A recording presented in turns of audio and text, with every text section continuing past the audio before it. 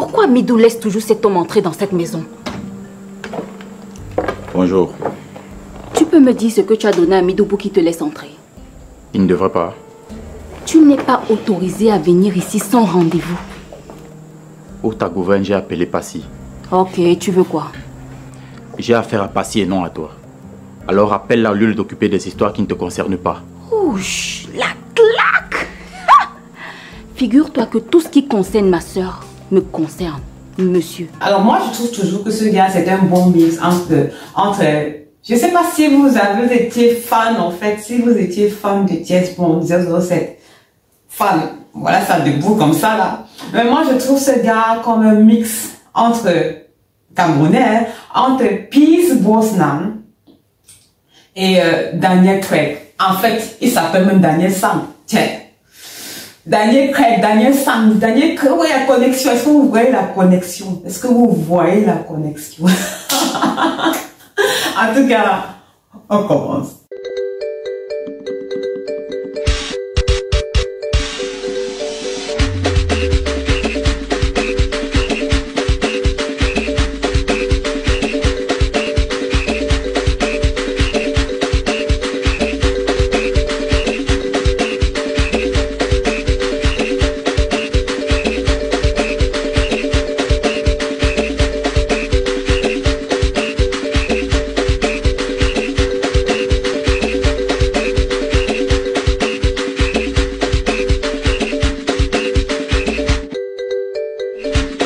On va faire des vidéos, mais c'est simplement parce que votre soeur est dans un 4x4. Je suis dans un 4x4. Mais bon, c'est toujours un plaisir pour moi de revenir à chaque fois. Donc voilà. Aujourd'hui, alors, pour la petite histoire, le gars, il avait déjà joué. Je l'avais déjà vu jouer la toute première fois que je le vois sur scène, sur une série, c'était sur Madame et Monsieur. C'était le couple Piolet.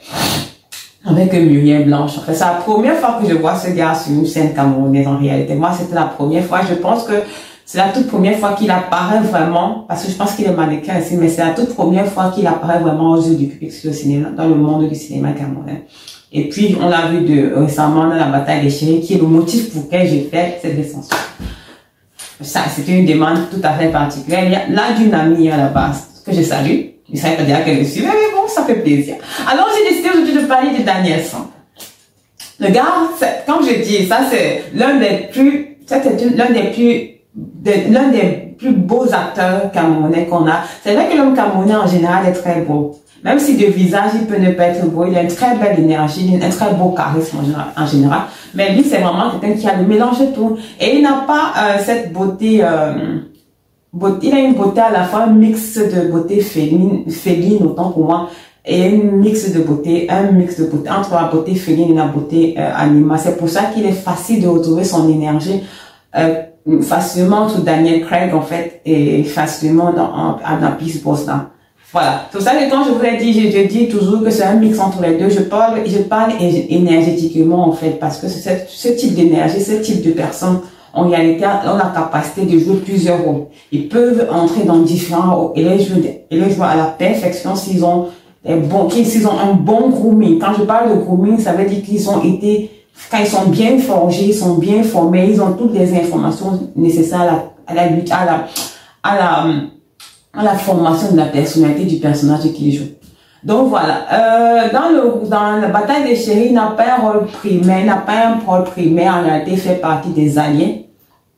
Il fait partie des acteurs des alliés en général, mais il n'a pas un rôle primaire, donc ça dit que ce n'est pas un rôle en première place. Mais toutefois sa présence est remarquable en fait. Mais je fais cette descension spécifiquement parce que je n'avais pas fait sa descension dans Madame et Monsieur, parce que j'étais passée de manière, je n'ai même pas fait sa recension parce qu'en réalité, je l'avais jamais vu jouer. C'est la première fois. Donc, quand je vois quelqu'un jouer pour la première fois, bon, il a un très bon retour en image en réalité, mais pour moi, ce n'était pas encore transcendant. Il y avait beaucoup de manquants. Il y avait énormément de manquants. Mais j'ai vu une scène spécifiquement dans cet épisode, dans cette série qui m'a fait comprendre que c'est quelqu'un qui a beaucoup d'atouts, qui a beaucoup de potentiel en fait, mais surtout qui a cette capacité de jouer, de faire des métamorphoses. Qu'est-ce qu'on appelle métamorphose dans l'acting, dans le cinéma? C'est un individu, pas un personnage mais un individu, simplement une personne, une personnalité, un acteur qui peut prendre, grâce à son énergie, beaucoup de rôles, qui peut englober, qui peut aborder beaucoup de rôles, et dans différents types cinématographiques. On va partir du film romantique au film d'action. C'est-à-dire, c'est quelqu'un qui est tellement large dans sa gamme de jeux, énergétiquement, pas émotionnellement, énergétiquement, qui peut, s'il a un bon grooming, jouer dans sur différents territoires, ce qui n'est pas le cas en général de certains acteurs camerounais qu'on va retrouver. La majeure partie des acteurs camerounais qu'on va retrouver, en général, sont des personnes qui se cantonnent à une typologie qui vont toujours être cantonnées à une typologie de rôle spécifiquement. Mais quand par contre Daniel San, grâce à ce, non seulement à cause du pretty privilege, parce qu'il est physiquement très attrayant et il a un très bon retour en caméra, en image en fait, vraiment très bon retour en image, mais surtout à cette énergie qui est capable de prendre tous les rôles. Il peut jouer dans différents rôles et il peut jouer sur différents territoires, mais surtout sur différentes typologies de genres cinématographiques. Voilà, et c'est ça qui fait la magie. On peut le retrouver dans les westerns. On peut le retrouver, bon, chez nous on n'a pas les westerns, mais on peut le retrouver dans les films traditionnels. On peut le retrouver dans des films d'action. On peut le retrouver dans les films de science-fiction. On peut le retrouver dans tous les genres de films en fait. Donnez-lui un rôle dans ce genre de film, vous verrez qu'il peut le faire. Maintenant, le problème avec lui, c'est quoi dans ce que j'aurais noté vis-à-vis de lui, c'est spécifiquement le fait que lorsque lui il joue des rôles, en fait, il y a deux problèmes qui se posent. Émotionnellement, il semble avoir des difficultés à rendre dans son rendu émotionnel. C'est-à-dire quoi? Ça peut être dû probablement, je pense que c'est dû probablement à comment il est groomé en fait, à comment il est formé sur le cast en fait dans la production, mais en général il a cette difficulté là à avoir un rendu émotionnel évident, ce qui fait qu'il connecte beaucoup moins avec le public émotionnellement, il connecte beaucoup moins, à part quand ce sont des émotions rigides en fait, des émotions rudes en fait, là la connexion sera plus rapide, mais quand on est dans des émotions beaucoup plus romantique, beaucoup plus doux, en fait, il a tendance à moins se laisser aller. Donc, il est moins expressif dans ce cadre émotionnel. Et donc, il ne renvoie pas, il n'a pas un faciès qui renvoie facilement les émotions à la base. Et c'est le cas, c'est différent. Lorsque vous regardez, par exemple, Elimba, lorsque Elimba joue en général, c'est différent. Elimba, par contre, a une grosse charge émotionnelle et il a cette capacité à retransmettre les émotions, ce qui n'est pas.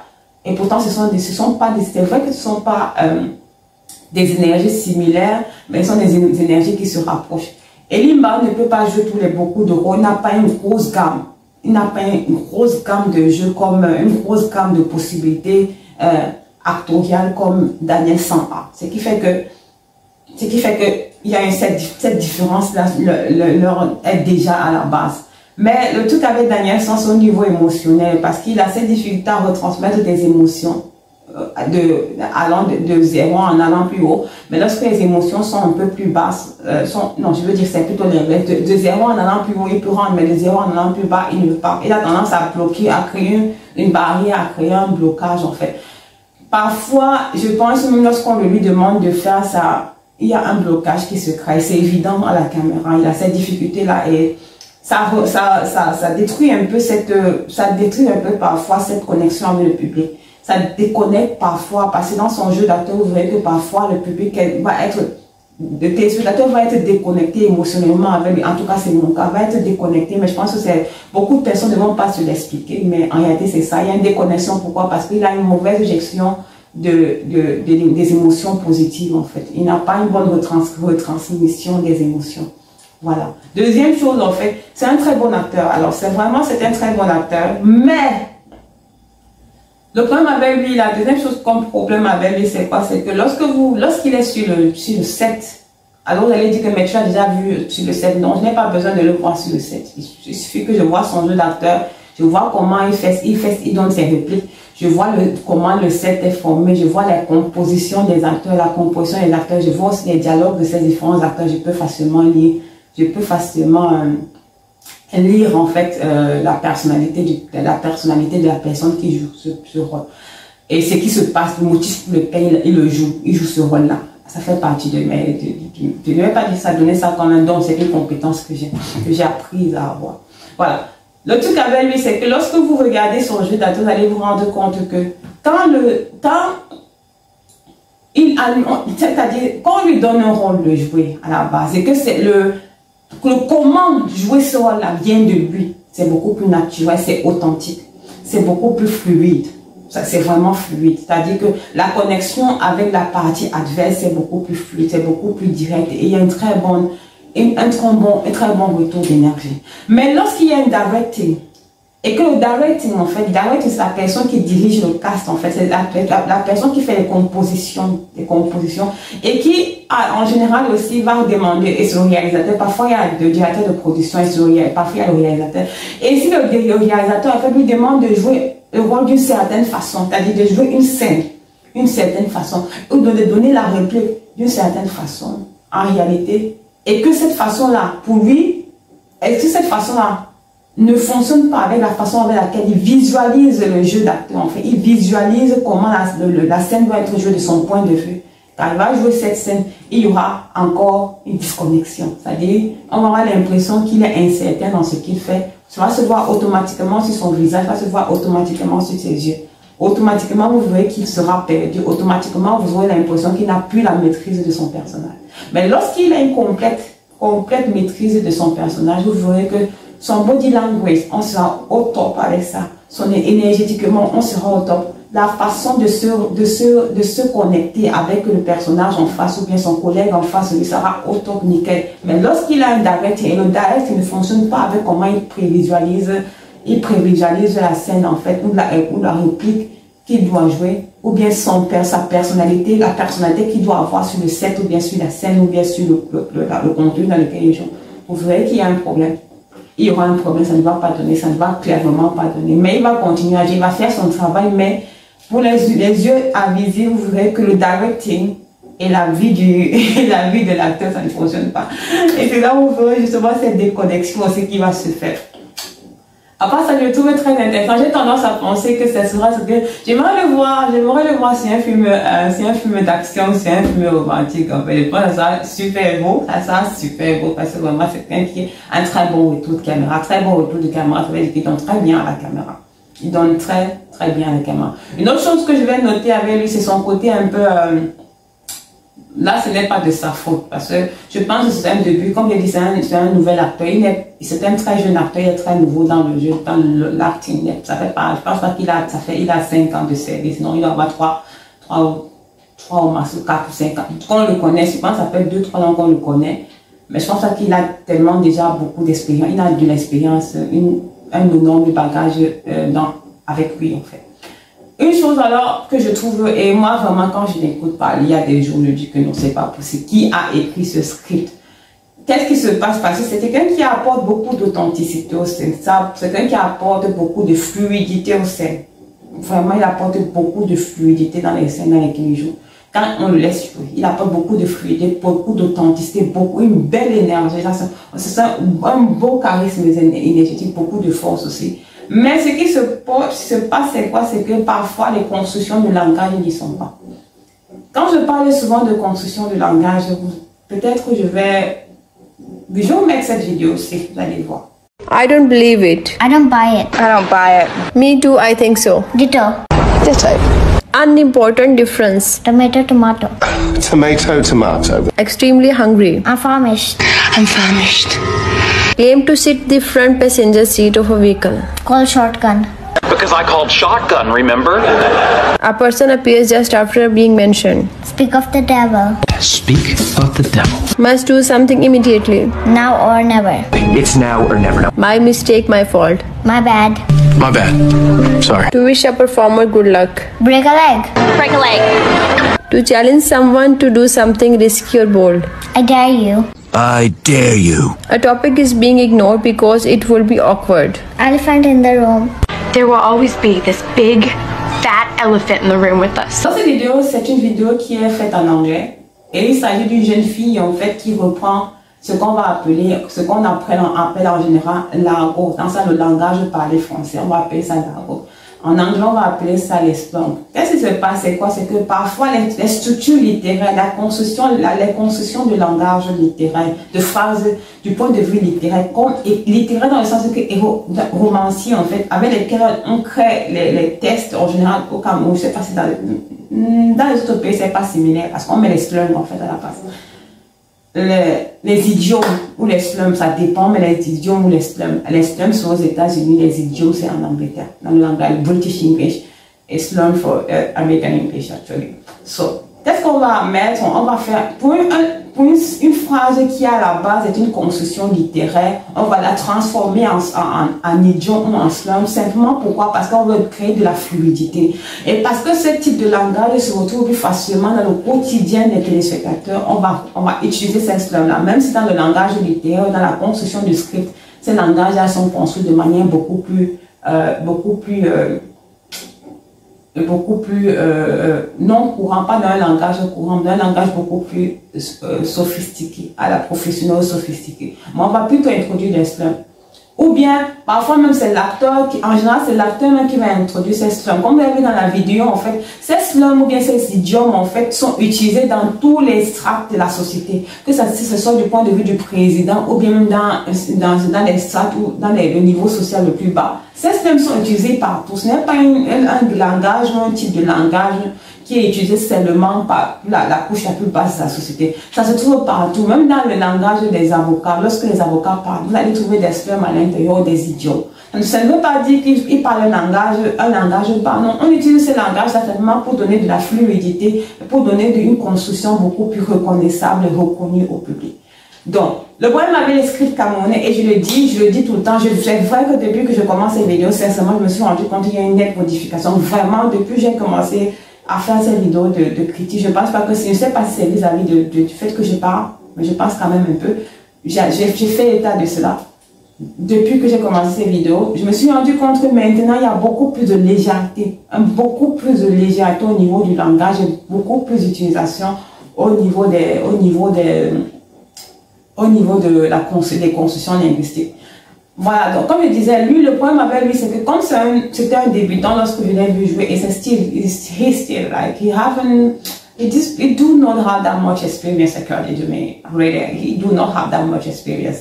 So, as he was just starting, actually, comme il était en train de commencer, il avait l'habitude de se référer énormément à la construction linguistique des phrases dans les textes. Et c'est encore le cas lorsque vous le voyez jouer dans la bataille des chéris. C'est encore le cas.